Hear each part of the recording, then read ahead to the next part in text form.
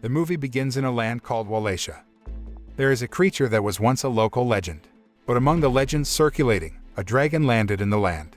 At first, the dragon helped the kingdom to help the war, but not long after, the dragon left the country. 20 years later, the scene focuses on a poor family consisting of a father, mother, and children carrying out their respective activities.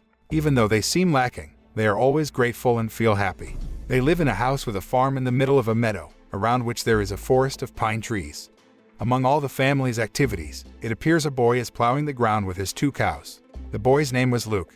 Exhausted, Luke fell asleep on the grass not far from his house for a while.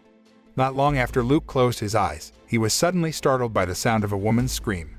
He was surprised to hear that and immediately ran towards the source of the sound, which was in his house. And sure enough, he slowly peeked into his house. He was surprised at the sight he witnessed. Seen his entire family being attacked and slaughtered by a group of assassins known as the bear, the wolf, the scorpion, and the snake.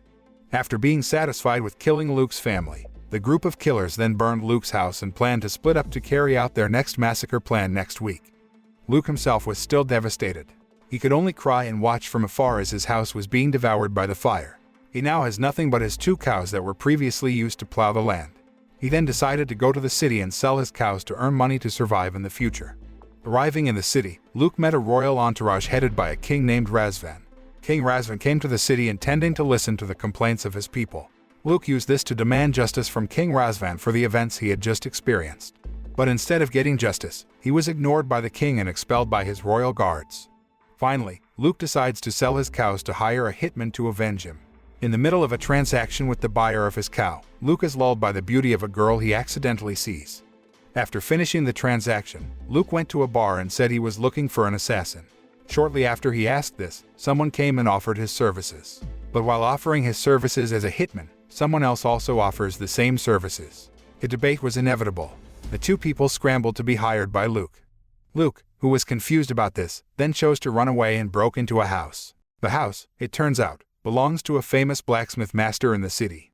Luke then told the problem he was facing. He also stated that he needed a sword and would exchange his 4 hectares of land instead because he did not have any money at the moment. The blacksmith master then gave him a sword and a piece of advice that Luke must meet a legendary dragon that nests in the high hills of the mountains. The blacksmith master also told him to bring a seed to give to the dragon. At first, Luke did not believe what the master said, but he did not know how else to take revenge for what had happened to him. After he returned from the blacksmith master, Luke began his quest to find the legendary dragon in question. Luke's journey begins with him, armed with a bag on his back, along the hills. During his journey, he meets several people and intends to ask the locals about the legendary dragon's lair, but the people he meets think he is crazy and beat him. Luke finally decided to leave and continue his journey. On the way, he met a mysterious hunter. The mysterious hunter said that he knew the location of the legendary dragon suggestion Luke was referring to and gave directions to it. He then followed the mysterious hunter. At one point, he saw a cave in the middle of the surrounding forest filled with ice even though it was not yet winter. Luke immediately entered the cave. The cave was very wide, and he was standing in a room in the cave. Luke sowed seeds to summon the dragon in the middle of the cave. Because it didn't show up, he called and told the dragon to get out immediately. He was surprised by a large dragon that walked up to him as soon as he shouted. Luke told the dragon what had happened to him. But instead of helping Luke, the dragon tried to attack and bully him. The dragon named Siveth is a female dragon. Unlike other dragons who are known to be able to spit fire from their mouths, Siveth can spit ice from her mouth, which can freeze anything. After Siveth's introduction, Luke again tells about what he wants, but he gets a disappointing answer from the dragon.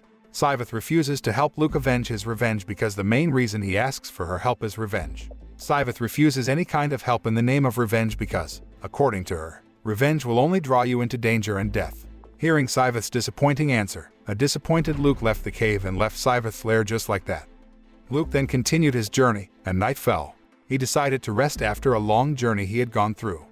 The following day, Luke woke up because he was surprised by a white horse that woke him up right in front of him, which seemed willing to accompany him to continue his journey. During the trip, he met a good-hearted hunter named Darius. While continuing his journey with Darius, Luke tells what he has experienced during his life. Darius turns out to know for sure about the reputation of the group of assassins who have massacred his family. He then informs Luke that the group of assassins disperse according to the cardinal directions. One member of the assassin group named the Bear will head to his lair in the Broken Lands, which is in the direction of their journey, namely to the north. To apprehend the Bear, Luke and Darius devise a strategy because it is likely that the bear will come with the subordinates he has recruited. When Luke and Darius arrive in the Broken Lands, they decide to spy on the activities of the bear and his gang. In their surveillance, the white horse that had been accompanying them from the start suddenly turned into a white dragon who was none other than Siveth. Darius is very surprised at the change in the white horse and shows his displeasure to Siveth. He states that Siveth had previously refused to help the kingdom when the kingdom needed her, and the kingdom branded Siveth a traitor. Darius' dislike of Siveth's presence puts Luke in a difficult position, where Darius asks Luke to choose between himself or Siveth. Luke states that he needs Darius and Siveth to help him, but Darius, who disagrees with this, then leaves him because Luke does not want to leave Siveth. Time passed, and without realizing it, Luke's whereabouts were known to the bear and his gang. The chase scene is unavoidable. The panicked Luke ran as fast as he could, followed by the bear and his gang behind him, until finally, Siveth came to confront the bear gang. Meanwhile, Luke is still trying to escape from the bear towards the top of the hill. The bear, who is much stronger, easily catches Luke and repeatedly attacks him by twisting his body. It came to a point where Luke's belt, which was used by the bear to twist Luke's body, broke and suddenly made the bear lose his balance, fall into a ravine, and eventually die. The bear's death takes Luke on his next journey accompanied by Siveth. The next trip brought Luke to the wolf's lair.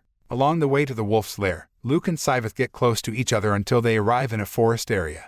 They are suddenly confronted by the wolf and his gang, and like in the previous fight, Siveth can defeat the pack of the wolf, except for the wolf himself. Siveth gripped the wolf in his grasp to serve as a prisoner whose job it was to show Luke and Siveth to the rest of the herd.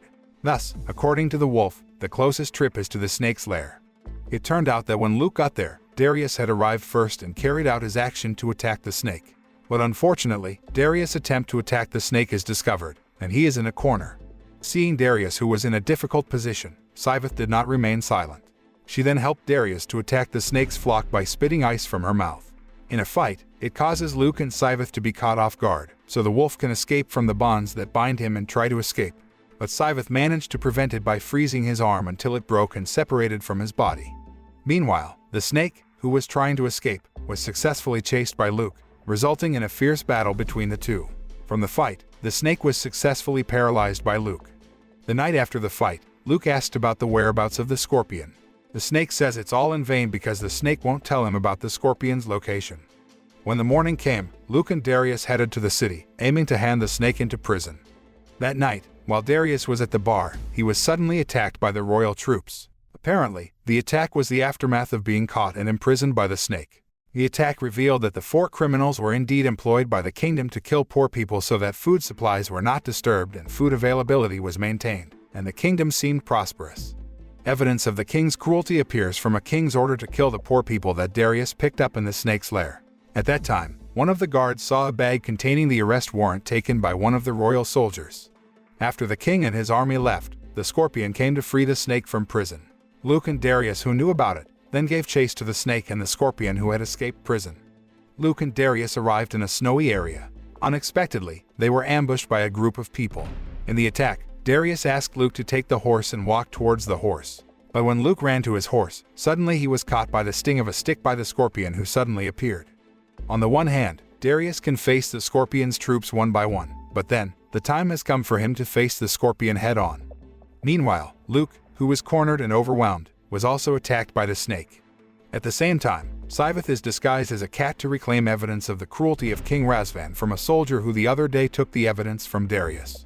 While nearly succeeding in seizing evidence of King Razvan's atrocities, Siveth has a vision that Luke is in a state of emergency. Siveth turned back into a dragon and rushed to help Luke and Darius.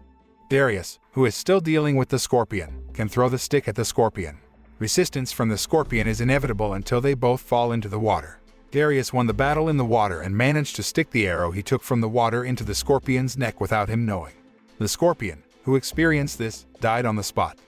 When Siveth arrived at the fight's location, she saw that Luke was already in a battered condition due to being attacked by the snake. Siveth was furious and killed the snake right away. After killing the snake, Siveth rushes to take Luke to the treatment plant through the forest, where a woman named Wana works. As it turns out, Wana is a girl who catches Luke's attention while in town.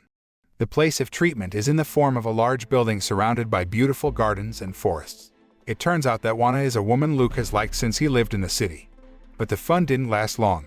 King Razvan and his army, followed by the people, came to where Luke and Siveth were. The arrival of the king and the people intended to expel Siveth because she was considered a traitor to the kingdom. The people who heard this agreed and supported King Razvan.